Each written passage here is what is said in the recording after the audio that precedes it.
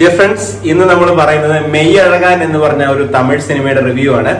ഈ സിനിമ എഴുതി ഡയറക്ട് ചെയ്തിരിക്കുന്നത് പ്രേംകുമാർ ആണ്, സി പ്രേംകുമാർ ആണ്.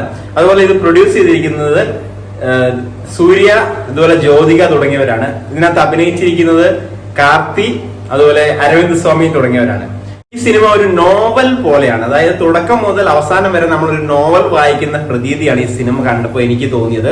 അപ്പൊ ഇതിനകത്ത് അഭിനയിച്ചിരിക്കുന്ന കാർത്തി ആണെങ്കിലും അതുപോലെ അരവിന്ദ് സ്വാമി ആണെങ്കിലും തുടക്കം മുതൽ അവസാനം വരെ സ്ക്രീൻ സ്പേസ് ഉള്ളത് അരവിന്ദ് സ്വാമിക്കാണ്.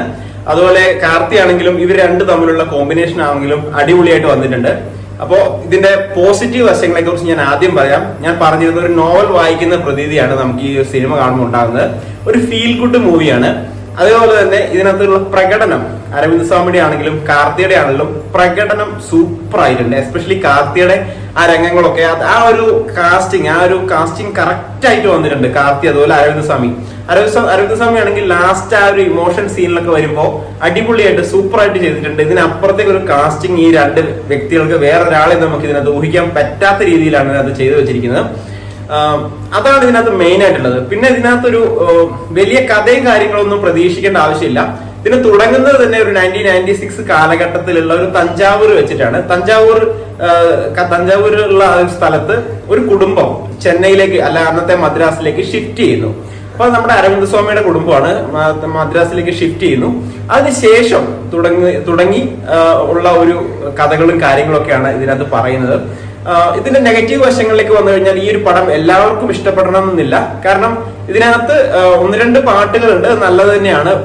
ഒന്ന് രണ്ട് പാട്ടുകൾ കുഴപ്പമില്ല. പിന്നെ സാധാരണ തമിഴ് സിനിമകളിൽ ഉള്ളതുപോലെ ഒരു ആക്ഷനോ അങ്ങനത്തെ കാര്യങ്ങളോ പാട്ടോ ഡാൻസോ ഒന്നുമില്ല. ഒരു നോർമൽ പടമാണ്. അത് കൂടാതെ തന്നെ ഈ പടത്തിൽ കുറച്ച് ലാഗിങ് വരുന്നുണ്ട്. എസ്പെഷ്യലി ഫസ്റ്റ് ഹാഫിലുള്ള ആ ഒരു മാരേജ് ഫംഗ്ഷന്റെ സീനൊക്കെ നമുക്കത്ര ഇമോഷണലി അറ്റാച്ച്ഡ് ആകുന്നതിന് മുന്നേ തന്നെ അവർ കരയുക, അവിടെ പിന്നെ ഫംഗ്ഷന് വന്നിരുന്ന് കരഞ്ഞു. അതുപോലെ ഈ ഒരു വധു ആണെങ്കിൽ ഇരുന്ന് കരയുന്ന ആ രംഗങ്ങളൊന്നും നമുക്ക് അധികം ഇമോഷണലി അറ്റാച്ച്മെന്റ് വരാത്ത ഒരു രംഗമായതുകൊണ്ട് നമുക്ക് അങ്ങനെ ഫീൽ ചെയ്തിട്ടില്ല. ആകെ മൊത്തം നോക്കുവാണെങ്കിൽ നിങ്ങൾക്ക് തീർച്ചയായിട്ടും ഫാമിലി ആയിട്ട് കാണാൻ പറ്റുന്ന ഒരു ഫിലിം തന്നെയാണ്. ഒരു ഫാമിലി ഇമോഷണൽ ആയിട്ടുള്ള ഒരു ഫാമിലി ഡ്രാമ ഇമോഷണൽ ഫിലിം ആയിട്ട് പറയാം. ആകെ മൊത്തം ടോട്ടൽ നോക്കുവാണെങ്കിൽ തീർച്ചയായിട്ടും നിങ്ങൾക്ക് തിയേറ്ററിൽ പോയിരുന്ന് കാണാൻ പറ്റുന്ന ഒരു ഫിലിമാണ്.